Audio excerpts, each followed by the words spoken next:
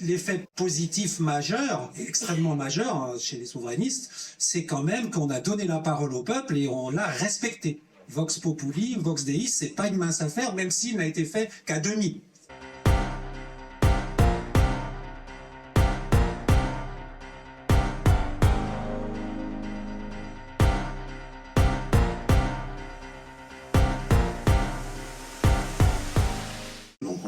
On constate en fait, je dirais, quasiment aucun changement substantiel.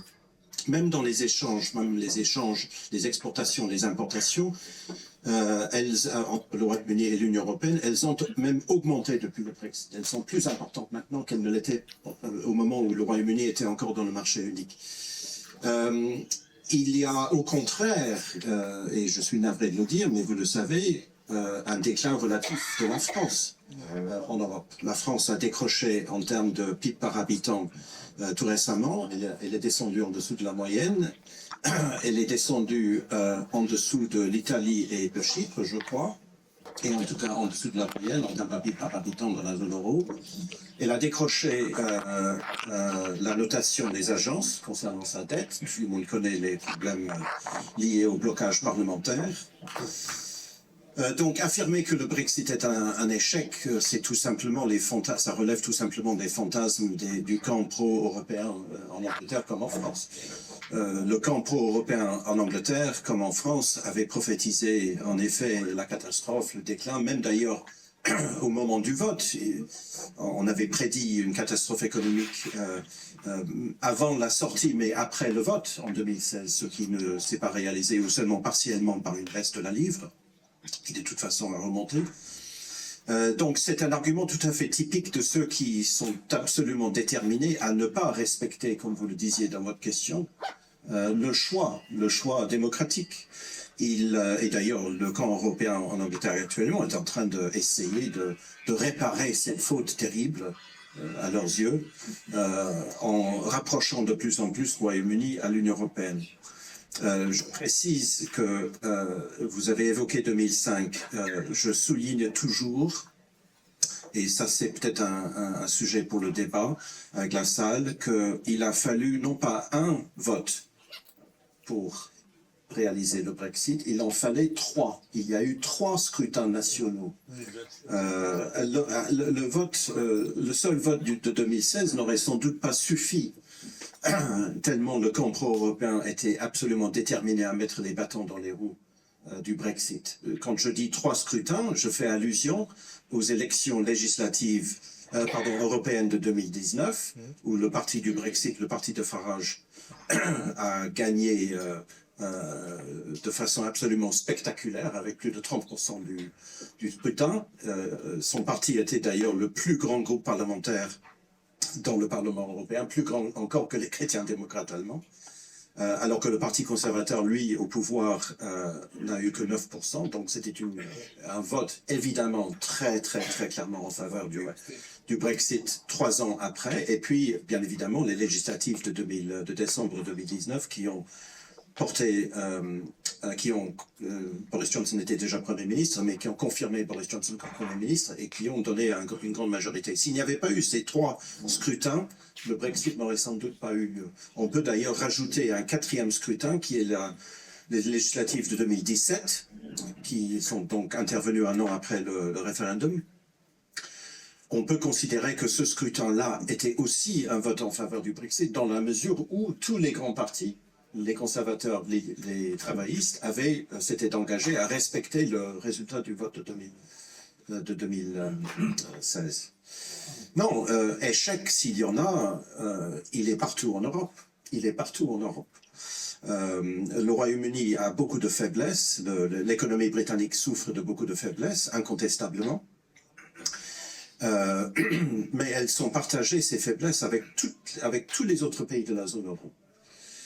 Immigration hors contrôle, dette excessive, réglementation excessive, croissance faible, et cela depuis au moins un quart de siècle. J'ai déjà eu l'occasion de le dire en public, nous ne nous rendons peut-être pas compte en Europe. Tout le monde connaît la Chine, la croissance exubérante de la Chine et de l'Asie en général. Mais les Européens, de manière générale, ne se rendent pas compte qu'ils ont décroché par rapport aux États-Unis, par rapport à l'Australie, par rapport au Canada, par rapport aux économies qui leur ressemblent parfaitement. En 2000, il y a un quart de siècle, nous les Européens avions un PIB par habitant à peu près égal à celui des États-Unis. Nous sommes maintenant dans la zone euro, en termes de... Alors, PIB par habitant, je ne suis pas économiste, mais c'est un indicateur parmi d'autres. Nous sommes aujourd'hui, et cela depuis plus d'un an, entre le 48e et le 49e État le plus pauvre des États-Unis. Notre PIB par habitant, si je me souviens bien, est aux alentours de... je crois que c'est quelque chose comme 45, c'est entre 45 et 50 000 euros ou dollars par habitant. Et je crois que les deux États les plus pauvres, c'est l'Alabama et le Mississippi, ou quelque chose comme ça. Et eux, ils sont à...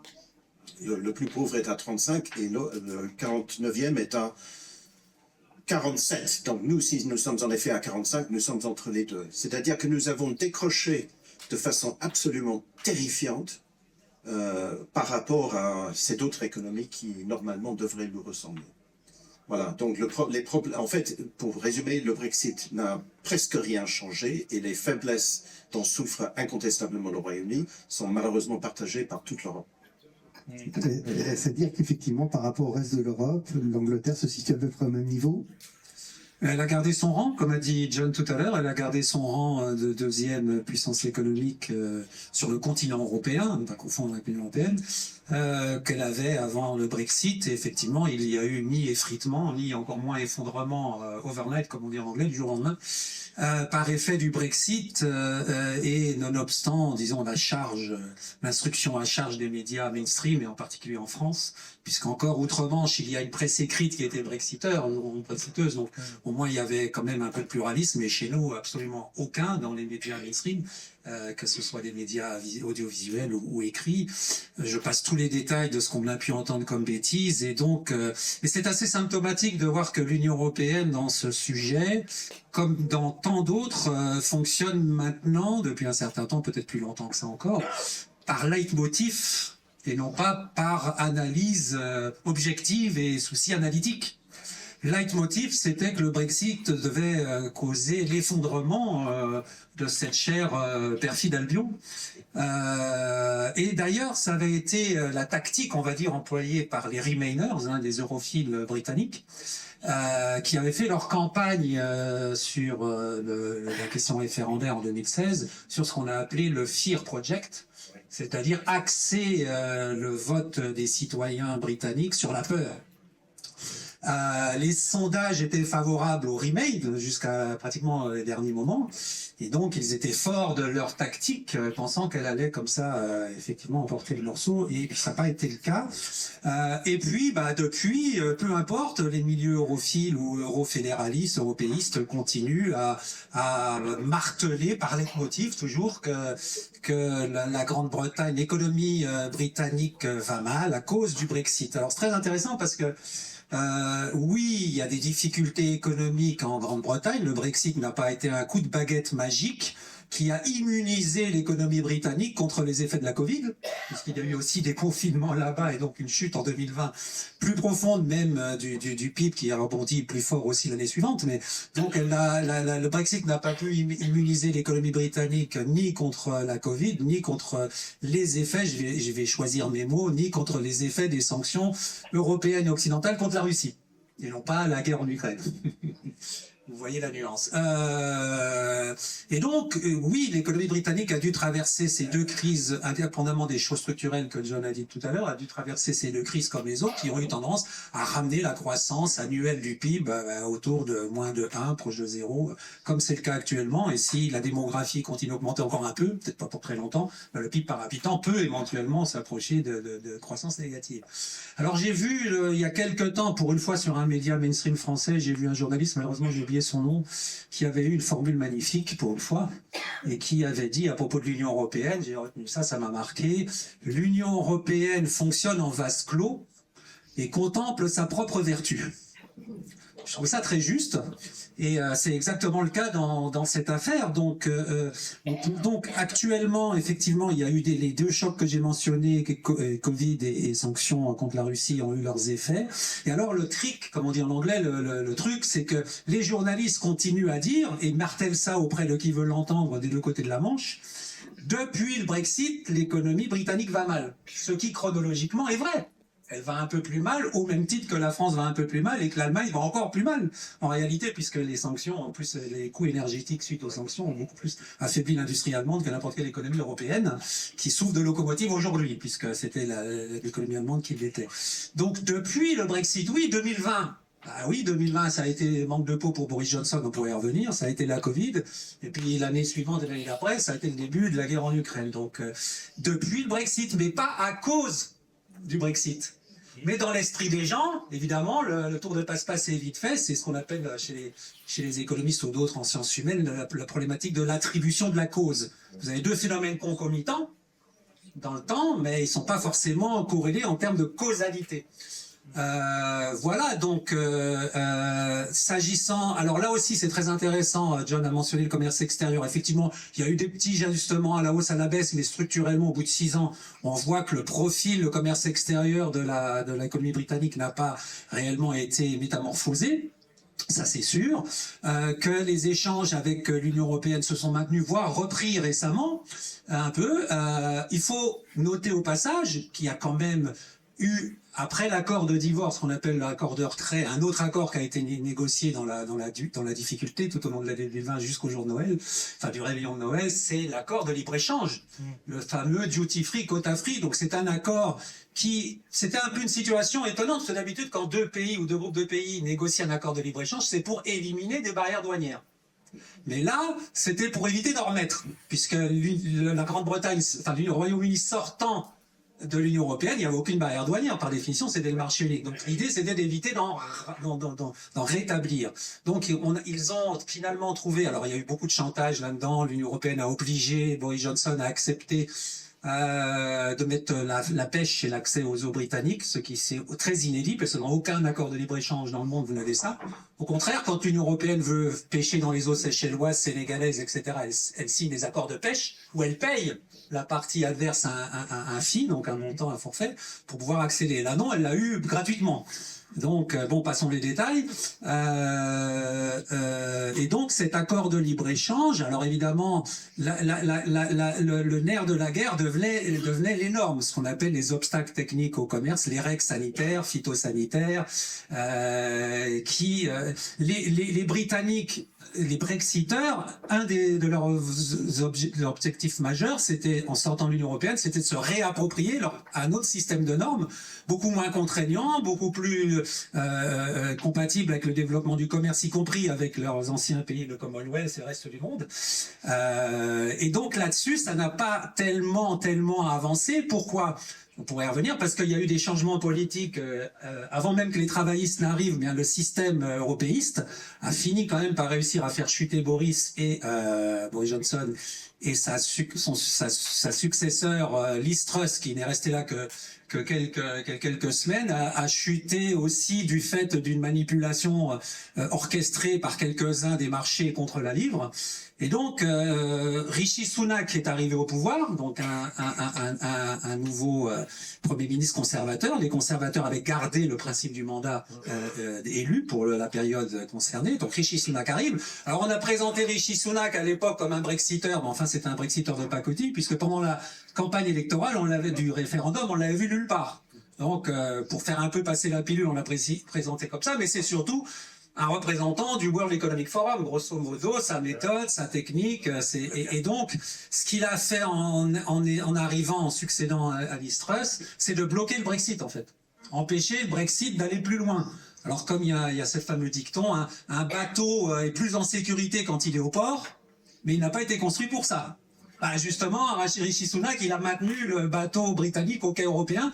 Il y avait toute une série de listes, une liste de toute une série de lois britanniques de transposition du cadre européen qu'il s'agissait d'éliminer. Bah Rishi Sunak, tout de suite, il a arrêté ça. Premier exemple. Deuxième exemple, les problématiques d'immigration et de renvoi et de mise en musique de l'accord avec le Rwanda des immigrés clandestins. Là aussi, il a arrêté. En fait, il a arrêté tout ce qui était de nature à poursuivre le Brexit. Donc, plus ou moins ça. Donc, effectivement, c'est un demi-Brexit qui, de facto, a eu lieu de ce point de vue-là. Et puis je terminerai cette première intervention pour compléter ce qu'a dit John tout à l'heure à propos du processus législatif. Il a fallu quatre lois et même un peu plus, peut-être pas des lois, mais plus 4 scrutins et aussi des votes à l'Assemblée nationale, enfin à Westminster du coup, à la Chambre des communes, parce qu'il y a une activiste pro-européenne milliardaire du nom de Gina Miller qui avait obligé à chaque étape que le gouvernement de Theresa May allait suivre pour mettre en place le Brexit, de consulter systématiquement le Parlement. Or, le Parlement issu des élections de 2017, où les Britanniques, où les conservateurs avaient un peu perdu de leur majorité, restaient majoritaires mais très peu, c'était un Parlement à 75% de Remainers, d'europhiles. Donc, officiellement, ils disaient le peuple a voté, on va mettre en place le Brexit, mais intimement, intérieurement, ils allaient tout faire pour l'empêcher, jusqu'à ce qu'il y ait une dissolution. Donc, c'était ça la réalité de la situation, et donc, c'est une série interminable d'étapes qu'il a fallu franchir pour enfin mettre en place le Brexit. Et quand il a été mis en place et que le bateau commençait à quitter le quai européen, eh bien, le système a fait en sorte d'empêcher ce bateau de quitter les eaux, disons les eaux européennes, puisque selon le principe de la pêche commune, les eaux européennes, les eaux de chaque État membre sont les eaux de tout le monde, eh bien, de le ramener au quai européen. Et ensuite, du coup, face à ce Brexit qui n'allait pas jusqu'au bout, l'électorat britannique a choisi de mettre Keir Starmer à la tête. Et alors là, une nouvelle série de problèmes allait se poser, qui ne font que croître chaque jour depuis et jusqu'à aujourd'hui. Et alors, c'est compliqué parce que si vous regardez les performances économiques du Royaume-Uni en disant « je veux regarder les effets économiques du Brexit », vous avez ce Brexit qui n'a été mis en place qu'à demi. Et puis vous avez par la suite l'arrivée de Keir Starmer au pouvoir, et donc depuis maintenant bientôt 2 ans, des choix de politique économique et politique tout court qui entravent aussi l'économie britannique. Je voudrais ramener le débat, pour compléter ce que tu as dit, aux leçons que la France peut tirer de tout cela. C'est d'ailleurs Philippe Murer qui l'a dit de façon très lucide avec moi au téléphone. Le problème avec le Brexit comme phénomène politique et constitutionnel, c'est que le référendum a été arraché au Parti conservateur sous David Cameron à contre-cœur. Et Cameron, s'il a décidé de faire ce référendum, il a fait ce pari puisqu'il pensait qu'il allait gagner, que le Remain allait gagner. Donc en fait, le référendum s'est fait contre les élites, et comme tu dis, 75 au moins du Parlement étaient favorables au maintien, 100% des médias, 100% des grandes entreprises, une partie de la City, pas toute la City, mais une partie de la City, etc., etc. Et, autrement dit, c'était à peu près exact. Ce n'est pas exactement comme en France. Il y a quand même des nuances, mais on peut comparer. Voilà. Donc, c'est un événement ou un mouvement qui a été déclenché contre la volonté des élites et qui, à cause des évolutions auxquelles nous avons fait allusion, a fini par réussir. C'est-à-dire que ce n'est pas le pouvoir qui, lui, a voulu acter ce Brexit et qui a fait appel au peuple, c'est le contraire. Et je le dis évidemment devant un public français parce que ô combien le défi est plus grand encore en France, ou sera plus grand encore, car si une grande partie des élites britanniques sont favorables et favorables à l'Union européenne, je pense que le pourcentage est plutôt de 100%, n'est-ce pas, dans les élites françaises. Et à ce titre, je voudrais partager avec vous une anecdote. J'ai eu l'occasion de rencontrer Liz Truss ici à Paris l'an dernier. J'ai pu discuter avec elle pendant une dizaine de minutes. Et elle m'a dit une chose, elle l'a dit aussi en public, cette chose, mais elle me l'a dit à moi en personne. Elle a dit, je suis arrivé, moi, au sommet du pouvoir. Je suis arrivé au 10 Downing Street, j'étais Premier ministre. Et quand je suis arrivé au sommet du pouvoir, j'ai compris que je ne pouvais rien faire. Et tu as dit qu'elle a été sabotée par les marchés. Non, elle a été sabotée par la Banque d'Angleterre. C'est absolument sûr. Elle a été sabotée par la Banque d'Angleterre, indépendante, comme la Banque de France, et par une autre agence gouvernementale qui s'appelle le Bureau de la responsabilité budgétaire. Alors la responsabilité budgétaire, elle est à peu près aussi responsable en Angleterre qu'en France. Le Royaume-Uni emprunte chaque année 150 milliards de livres. Sur ces 150 milliards de livres, 110 milliards de livres vont sur les intérêts de la dette nationale. Voilà pour la responsabilité budgétaire. Mais cette agence-là et la Banque d'Angleterre, c'était pas les marchés. Oui, les marchés ont suivi, bien sûr, la Banque d'Angleterre. Mais c'est on va dire, un coup d'État de l'establishment qui n'est pas sous le contrôle du Parlement, qui justement, ce sont des agences indépendantes et non pas sous la souveraineté nationale, qui ont saboté. Et bon, je ne sais pas si elle aurait réussi, mais au moins, elle allait dans le bon sens. Elle voulait une politique de croissance. Elle voulait baisser les impôts, baisser les dépenses et libérer l'économie. Et nous ne savons pas si elle aurait réussi ou pas, puisque ça a été saboté par l'establishment. Oui, merci John. On est d'accord sur cette idée. Quand j'ai dit les marchés, j'ai peut-être parlé un peu vite, j'ai dit les marchés pilotés par l'establishment. Pourquoi? Parce que vous avez des individus du type de George Osborne, qui était proche du chancelier de l'Échiquier, ministre des Finances ou quelque chose comme ça. Enfin, il avait été ministre des Finances. Comme beaucoup de ces élites ou non-élites, pour reprendre les excellents exposés de ce matin, ces oligarques européistes, quand ils quittent le pouvoir, ils sont embauchés par les grandes institutions financières privées globalistes. Goldman Sachs, ou en l'occurrence pour George Osborne, c'était BlackRock.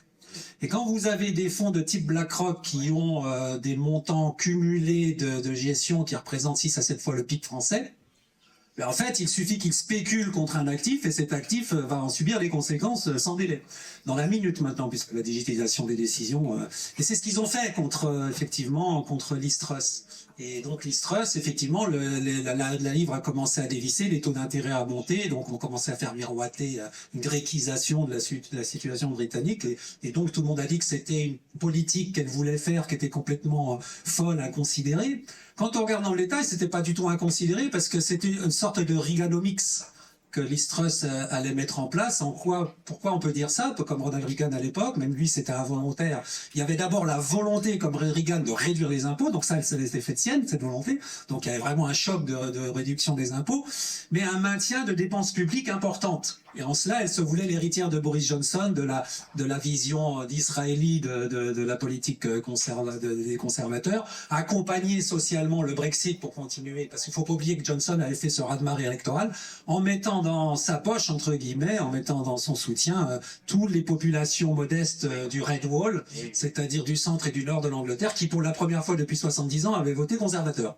C'est quand même pas un mince exploit. Donc pour continuer ça, et notamment les salaires avaient commencé à augmenter, le SMIC et l'effet de rareté de la main-d'œuvre immigrée européenne a fait que les salaires commençaient à monter, comme jamais récemment, en tout cas pas depuis plus de 15 ans de gouvernement conservateur. Donc elle avait décidé de maintenir les dépenses publiques, et c'est là que c'est un peu comme Reagan, parce que Reagan n'avait pas voulu maintenir volontairement les dépenses publiques, mais à l'époque des années 80, quand il était rentré dans toute la bagarre, dans la fin de la guerre froide avec l'initiative de défense stratégique, il y a eu des dépenses militaires énormes et des dépenses publiques, ce qui fait que pour la première fois, bizarrement, sous Reagan, le néolibéral, le déficit budgétaire américain avait connu des records. Donc c'est ce qui allait se passer avec Liz-Truss, elle allait creuser le déficit, alors on lui reprochait beaucoup, évidemment, en instrumentalisant l'argument. Simplement, il fallait comprendre que c'était transitoire et que le ratio de la dette publique britannique était largement en dessous de ceux des pays du continent. De l'ordre de 80% peut-être, là où la France était déjà arrivée à 110 après le coup de la crise financière et le coup de la Covid. Donc il y avait de la marge de manœuvre. Mais le problème, c'est qu'on l'a empêché de fonctionner, non pas... même si officiellement on lui a approché ce policy mix, comme on appelle ça, cette politique économique, mais tout simplement parce qu'elle poursuivait, peut-être même encore plus durement, le départ du bateau britannique loin du quai européen, en matière de ce qu'on a annoncé tout à l'heure, de politique contre l'immigration, de politique d'abrogation des transpositions des lois européennes, etc. Donc il fallait à tout prix l'arrêter, et sur cet aspect-là, ils ont réussi leur coup largement. Écoutez, je vous remercie pour ces explications qui permettent vraiment de comprendre la situation. Comme vous avez été très clair, on aura un temps pour des questions au niveau de la salle, hein, donc vous pouvez déjà les préparer, parce qu'effectivement, je crois que les explications étaient bonnes, mais vous pourrez poser des questions. Actuellement, Nigel Farage est effectivement très haut dans les sondages. Est-ce que ça veut dire que les Anglais ne sont pas satisfaits, qu'ils veulent vraiment aller au Brexit, ou est-ce qu'il y a une autre explication à sa montée? Alors, je suis content que vous me posiez une question sur Nigel Farage, puisqu'il y a une chose que nous n'avons pas encore dite, qu'il faut absolument dire. Nous avons évoqué tous les deux les législatives de décembre 2019 qui ont porté au pouvoir, qui ont confirmé au pouvoir Boris Johnson et qui lui ont donné une majorité de 80 sièges. Plus grande majorité absolue à la Chambre des communes depuis les années 80. Comment Boris Johnson, comment le Parti conservateur a-t-il pu réussir cette victoire? Il y a une explication et une seule. C'est que Farage, qui avait créé début de 2019 son parti du Brexit Party, un parti qu'il a créé de toutes pièces puisqu'il avait quitté en 2016 la direction du prédécesseur du Brexit Party UKIP. Le parti UKIP avait dérivé vers, on va dire, de l'identitarisme, ce qui n'a jamais été la tasse de thé de Nigel Farage.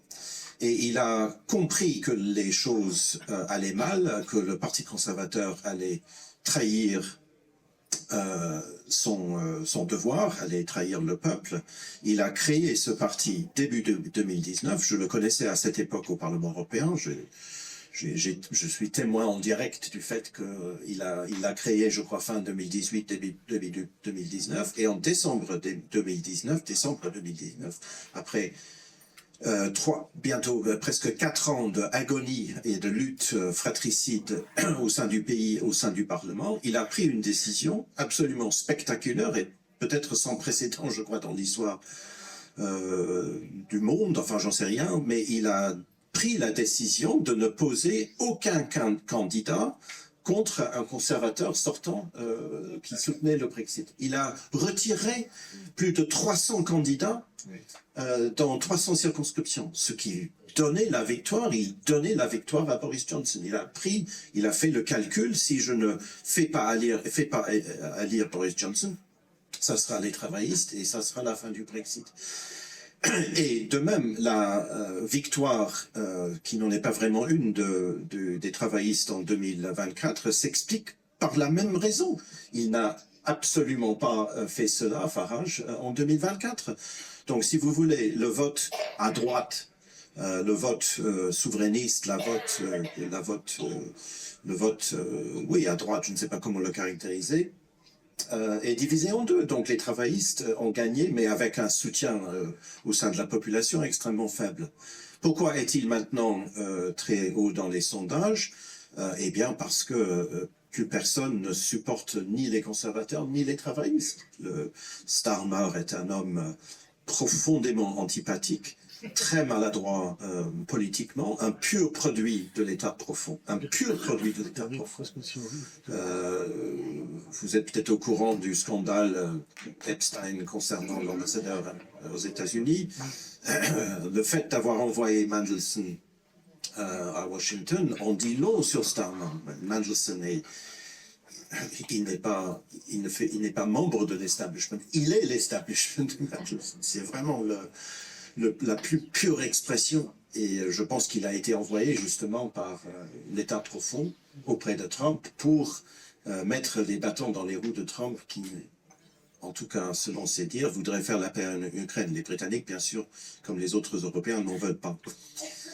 Et donc, si aujourd'hui Farage est très haut dans les sondages, c'est parce que justement les deux autres partis sont méprisés par l'électorat. Oui, très belle démonstration, merci. Je voulais juste de manière très courte, rajouter 2 choses.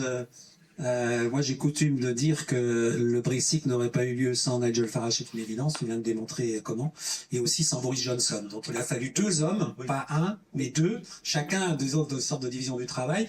Alors ce qui est remarquable de la part de Farage quand il a soustrait ses candidats aux élections 2019, c'est que officiellement, en tout cas, il avait proposé à Boris Johnson une alliance. Et officiellement, Boris Johnson avait répondu, on n'a pas besoin de vous, etc. Les conservateurs sont très forts tout seuls, on n'a pas besoin de vous. Donc il avait refusé officiellement l'alliance. Alors, il y a eu ensuite ce retrait. Je ne sais pas dans quelle mesure il n'y avait pas quand même un accord non dit, ou si c'était vraiment par pure vision politique de Nigel Farage, qui est probable, que ça a eu lieu. Donc 2 hommes pour faire le Brexit. Donc 2 hommes providentiels en quelque sorte, sans lequel, même en Angleterre, enfin au Royaume-Uni, l'Angleterre, qui par définition et avait une bonne moitié d'elle qui était eurosceptique depuis toujours, d'où toutes ces dérogations. Il y avait Clement Attlee, le Premier ministre britannique travailliste en 1949, quand on lui demandait est-ce que l'Angleterre est européenne ou pas, il avait déjà répondu qu'elle était semi-détachée. Donc c'est une vieille histoire que je raconte dans l'ouvrage que j'ai publié là-dessus depuis la fin de la Seconde Guerre mondiale. Donc ça, c'est effectivement 2 hommes providentiels, malgré une notion qui est très importante pour comprendre le Brexit aussi, à laquelle on avait fait référence ce matin, notamment c'était à côté de Pierre-Yves, c'était comment s'appelait-il, oui, Laurent, à propos du trait des populations. Moi, j'ai appelé ça, c'est connu aussi chez les sociologues, l'habitus britannique, qui effectivement est un peu retors. Hein. Dans l'ouvrage, je fais des citations un peu avec l'audiovisuel pour rendre l'ouvrage un peu drôle, un peu sympathique. Il y a l'esprit faussé de Raymond DeVos, que vous connaissez peut-être, ce sketch où il suffit que je dise quelque chose, ma femme dit le contraire, raconte ce sketch. Les Britanniques sont un peu comme ça, et je cite dans l'ouvrage un ancien rédacteur en chef du Financial Times américain, qui fait une sorte de tribute, une sorte d'hommage au peuple britannique en partant de son poste, en retournant aux États-Unis, en disant il suffit que vous leur dites de faire comme ça, ils vont faire autrement. Donc, donc malgré tout ça, il a quand même fallu 2 hommes providentiels, hein, ça c'est une chose. Et la deuxième chose, j'ai promis d'être court, c'est que Peter Mandelson, donc qui est effectivement cet homme envoyé de l'État profond européiste britannique, qui a été envoyé à Washington comme ambassadeur par Keir Starmer, fut auparavant, ne n'oublions pas, commissaire européen au commerce extérieur. Il a succédé, je crois, à Pascal Lamy. On retrouve toujours la même bande. Hein. Ils sont là, ils sont bien là, bien présents. Et avant eux, Léon Britagne et toute une série comme ça. Donc, et d'après ce que je lis aussi ces temps-ci, Peter Mandelson, en fait, est à la source même de la création du New Labour, cette espèce de travaillisme, enfin socialiste de la troisième voie, qui a fait venir Tony Blair au pouvoir avec le succès qu'il a eu à l'époque qu'on connaît. Donc on est vraiment au cœur du sujet. Je voudrais juste rajouter quelque chose à propos des 2 hommes providentiels, Boris Johnson et Nigel Farage. Je dis dans mes cours que ces 2 hommes incarnent les 2 Brexit. Il y a un Brexit mondialiste et un Brexit souverainiste identitaire. Incontestablement, Boris Johnson, qui est né à New York et qui avait la double nationalité américaine jusqu'en 2016, il ne l'a abandonné que pour des raisons fiscales d'ailleurs, il est l'incarnation du Brexit mondialisme, ou du mondialisme britannique en général. Comme d'ailleurs Rishi Sunak qui est indien. Enfin, il est né en Angleterre, mais ses parents sont indiens. Sa femme est indienne de l'Inde. Elle est d'ailleurs multimilliardaire. Il a épousé l'héritière d'une des plus grandes fortunes de l'Inde. Mais il est, par sa personne, il est lui aussi, et bien sûr par ses options politiques, l'incarnation d'un Brexit mondialiste. Et ce Brexit mondialiste relève aussi d'un courant dans l'histoire britannique qui est assez saisissant, à savoir une conception du Royaume-Uni qui est tout sauf étatique, qui est une conception qui vient de l'Empire, où, pour faire court, le pays se dissout en quelque sorte dans son propre empire. Les premiers projets mondialistes remontent au début du XXe siècle, où des milieux libéraux impérialistes anglais se sont mis autour de la table à Paris, d'ailleurs, pendant le congrès de paix de Paris, à Versailles, enfin, qui donnera plus tard le traité de Versailles et les autres traités, pour créer un condominium entre l'Empire britannique et les États-Unis. Et comme ça, on avait déjà à peu près la moitié de la planète. Et puis, comme ça, on allait pouvoir gouverner le monde. Ce sont les premiers projets mondialistes. Et ces impérialistes britanniques voulaient faire de l'Empire britannique une fédération, c'est-à-dire que le Royaume-Uni serait devenu une des entités fédérées de son propre empire. C'est quand même incroyable comme projet. Et Farage, par contre, incarne...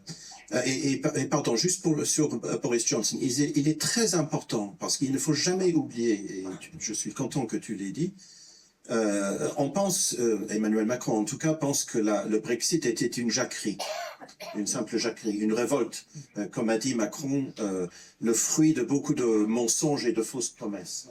Voilà, comme si, c'est pour ça que je parle des trois scrutins. Non,